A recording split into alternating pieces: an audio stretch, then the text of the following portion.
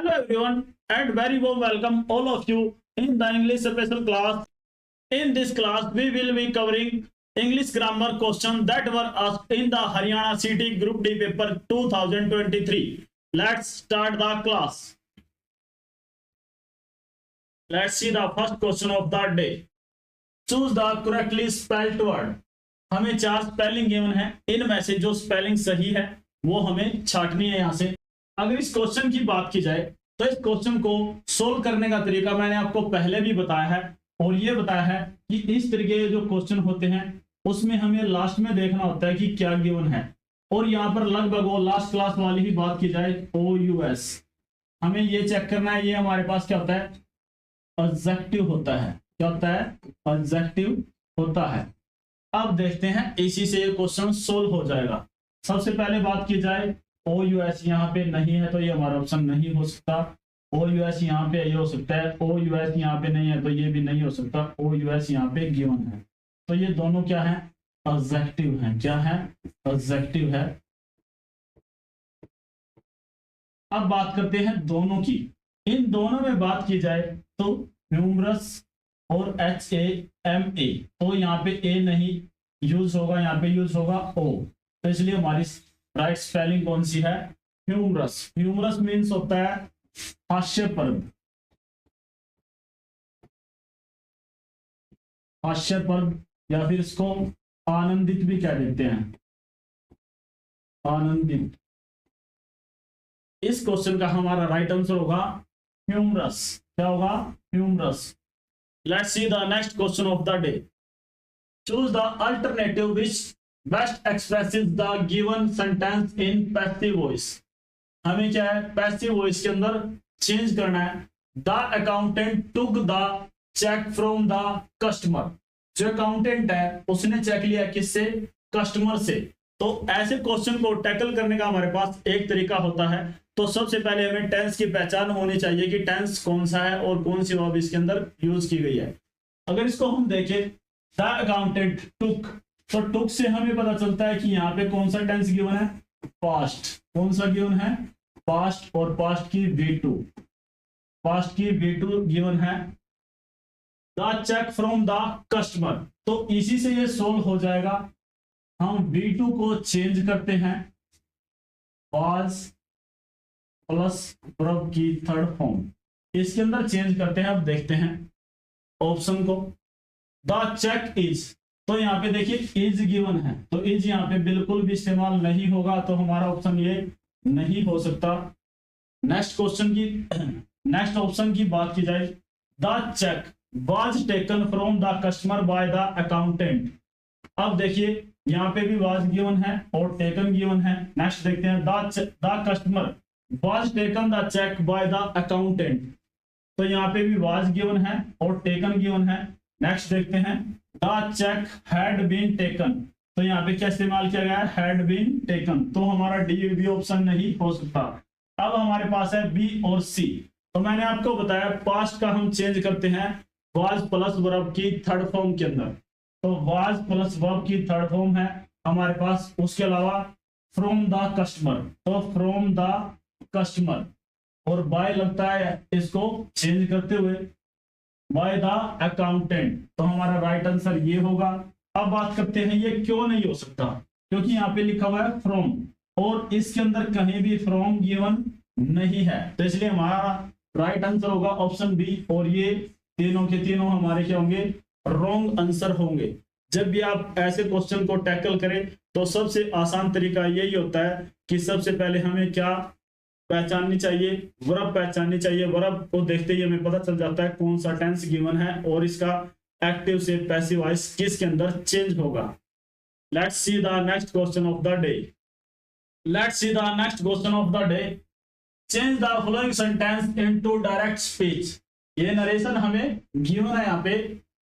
शक्ति said to his friend, inverted comma start, look out there is a snake behind you, कि तुम्हारे पीछे क्या है? अपने दोस्त को बताता है कि तुम्हारे पीछे क्या है? स्नेक है, सांप है।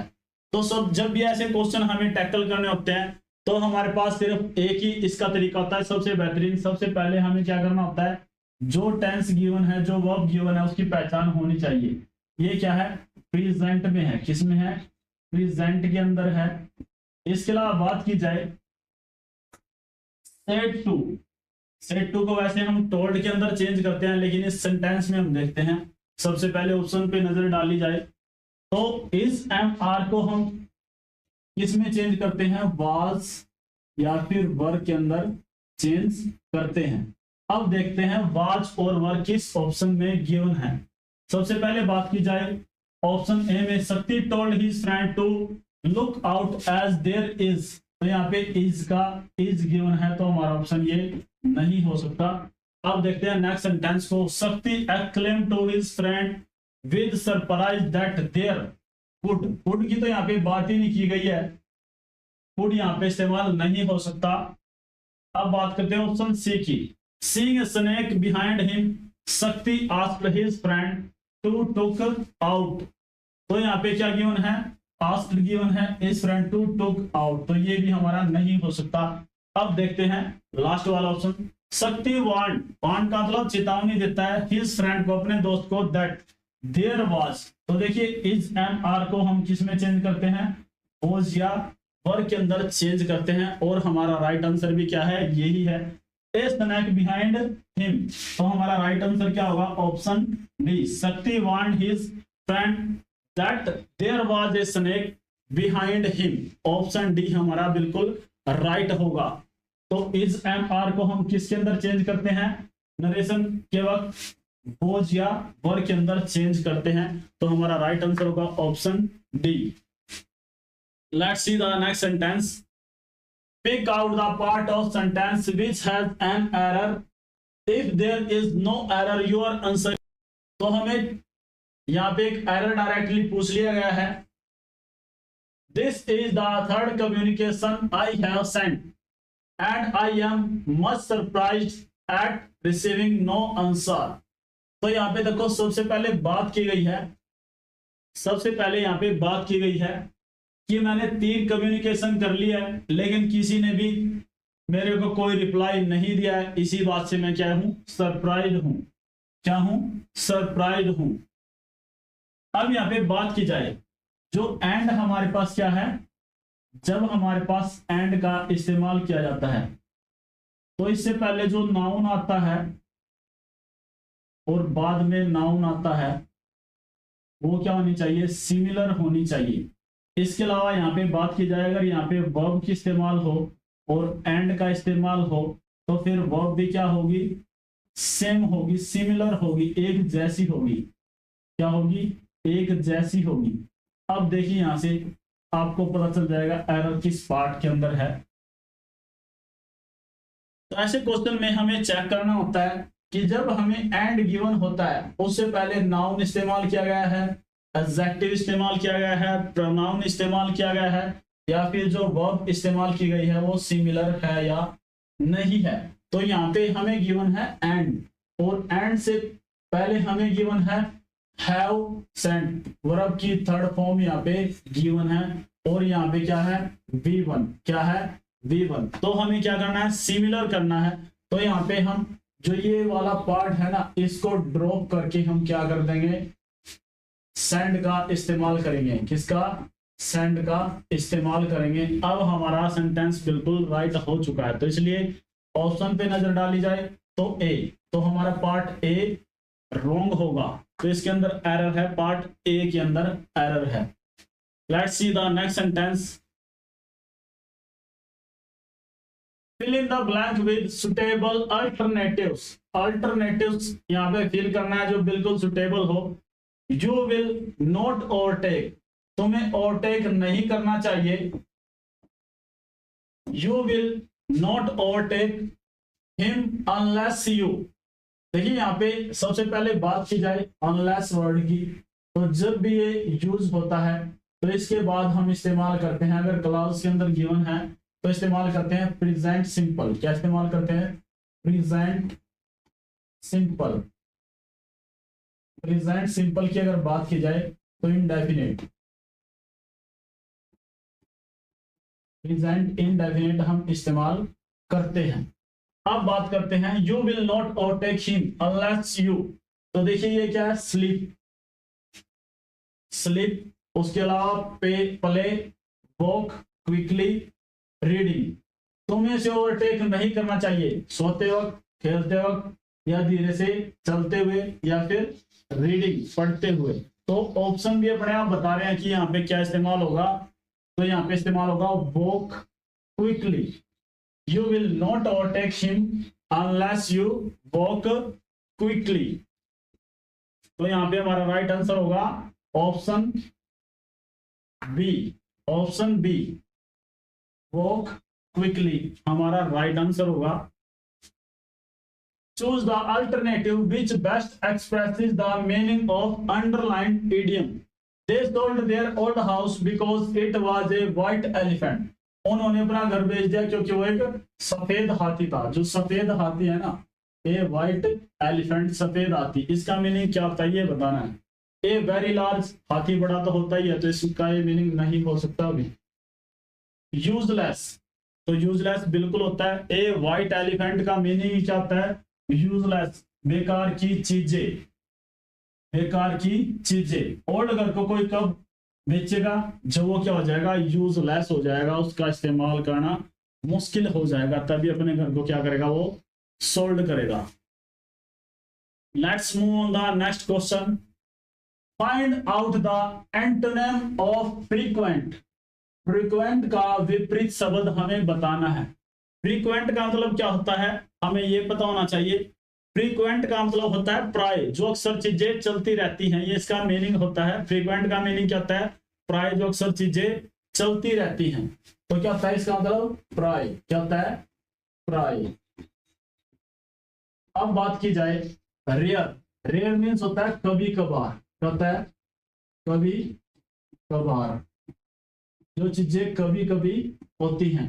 तो देखिए प्राय अक्सर होती रहती है, और रेयर का मतलब कभी कभार। तो राइट आंसर क्या होगा, रेयर। रिटर्न का मतलब क्या होता है, वापिस होता है। फिर का मतलब डरा हुआ होता है, और अलार्म का मतलब क्या होता है, चेतावनी होती है। तो हमारा राइट आंसर होगा फ्रीक्वेंट का रेयर, कभी कभार। Let's see the next question. Find out the synonym of the underline word in the following sentence. Underline word given है, तो उसके अंदर क्या करना है, सिनोनिम्स। सिनोनिम्स का मतलब है समानार्थक शब्द हमें चूज करना है। टू ट्रेवल होपफुली, होपफुली का मतलब क्या होता है, आशा पूर्वक, आशा पूर्वक। To travel hopefully is a better thing, जो क्या होती है, अच्छी चीज होती है, देन टू अराइव, पहुंचने से, and the true success is to labour, और वही क्या होती है, वास्तविक कामयाबी होती है। अब देखते हैं रैशनली। रैशनली मीन्स क्या होता है, तर्क, क्या होता है, तर्क। पॉजिटिवली, पॉजिटिवली क्या होता है, आशा पूर्वक, आशा पूर्वक। पॉजिटिवली क्या होता है, आशा पूर्वक। आप क्या है, किसी काम को करने के लिए पॉजिटिव है, आपको उसमें उम्मीद है, आशा है होने की। नेग्लिजेंस, नेग्लिजेंस का मतलब क्या होता है, नेग्लिजेंस होता है हमारे पास लापरवाही। इसके अलावा केयरलेसली होता है बेपरवाही, क्या होती है, बेपरवाही। Let's see the next question. Choose the correct alternative to improve the underline part of the following sentence. If no improvement is required your answer is 4। तो हमें एक लाइन गिवन है, उसके अंदर क्या करना है, इंप्रूवमेंट करनी है कि कौन सा इसके अंदर ऑप्शन में से ठीक होगा। अगर ये अपने आप ठीक है तो हमारा राइट आंसर क्या होना चाहिए, 4, जिसका मतलब क्या है, नो इंप्रूवमेंट, इसके अंदर कोई इंप्रूवमेंट की हमें आवश्यकता नहीं है। अब देखते हैं, passenger are requested not to sit on the floor. जो भी पैसेंजर है, यात्रीगण है, उनसे रिक्वेस्ट की जाती है कि वो फर्श पे ना बैठे। तो यहाँ पे बात की जाए रिक्वेस्टेड, रिक्वेस्टेड के साथ हमें इस्तेमाल करते हैं to, requested to, not to sit. तो हमारा राइट आंसर होगा requested to not to sit on the floor. Option B हमारा क्या होगा, बिल्कुल राइट ऑप्शन होगा। रिक्वेस्टेड के साथ क्या लगता है, टू लगता है, और not to sit on the floor. तो हमारा बिल्कुल राइट आंसर क्या होगा, ऑप्शन बी। ऑप्शन बी हमारा बिल्कुल राइट आंसर होगा, क्योंकि ये फ्रेजल वर्ब से क्वेश्चन पूछ लिया है, रिक्वेस्टेड के साथ क्या लगता है, टू लगता है, तो इसलिए एरर इसी पार्ट में, बाकी बिल्कुल ठीक है। तो हमारा राइट आंसर होगा option B, requested to not to sit on the floor. In the following question, the first and the last part of the sentence are numbered S1। जो S1 है ये हमारा क्या है, पहली लाइन है, पहला सेंटेंस है। The rest of the sentence is split into 4 parts। जो बाकी का सेंटेंस है वो 4 भागों के अंदर डिवाइड है, बटा हुआ है। And named PQRS, और उसके नाम दिए गए हैं PQRS की फॉर्म में। और जो S6 है ये हमारा क्या है, लास्ट वाला पार्ट है। These 4 parts are jumbled, ये क्या है, जम्बल्ड फॉर्म के अंदर गिवन है।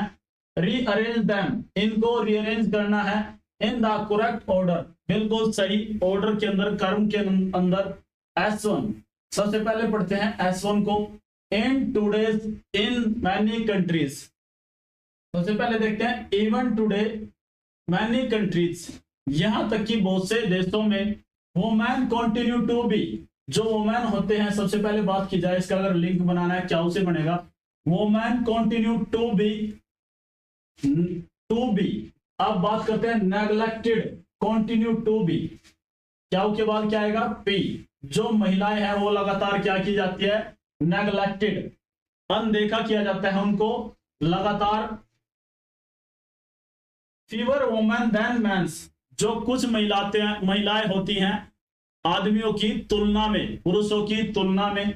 अब इसके बाद आएगा एस वाला part, who have had the benefit of, जिनको क्या मिलना चाहिए, बेनिफिट मिलना चाहिए, एजुकेशन एंड वोकेशन ट्रेनिंग। किसका, एजुकेशन एंड वोकेशन ट्रेनिंग का। तो हमारा राइट क्रम होगा QPSR। ऑप्शन देखते हैं, ऑप्शन बी हमारा राइट आंसर होगा